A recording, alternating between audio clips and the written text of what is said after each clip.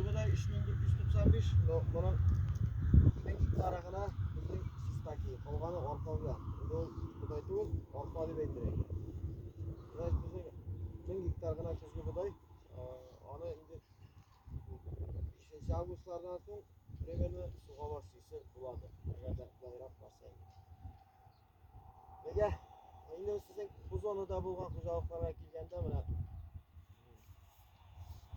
ne bo'yicha Birnoq xo'jaligida bir kombaynga 378 gektar yer to'g'ri keladi. Yangi turmushda 419 Moyaqqa 379, İsmail'de 297. İsmail'in bu mundagi yerlarigina. Asıl bu maydongina to'g'ri edi kombaynlar. Rayon bo'yicha bizning olsan 389 gektar aşağı. 389 gektar. Eng ko'p bizning suv o'tirgan maydon bir kombaynga to'g'ri keladi. Yo'qda yo'q joylarida 514 gektar. 514 gektar. Endi ana bunlar birinchi yillikda bizim yüzörlagan kombaynlar chiqadir.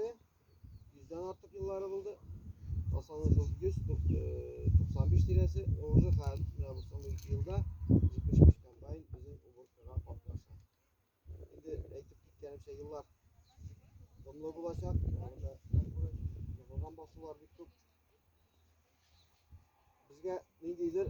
Oltin o'rtalikni tavib ishlarga kerak bo'lsa, потому что endi kombaynlarni umurga yurishingga shugalar bitindi.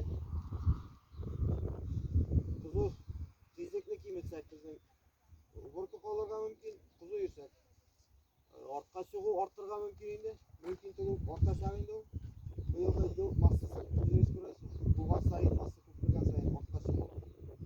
Ortqa chiq. Mana shu oltin o'rtalikni tavib biz ishlarga tegishli bo'lamiz.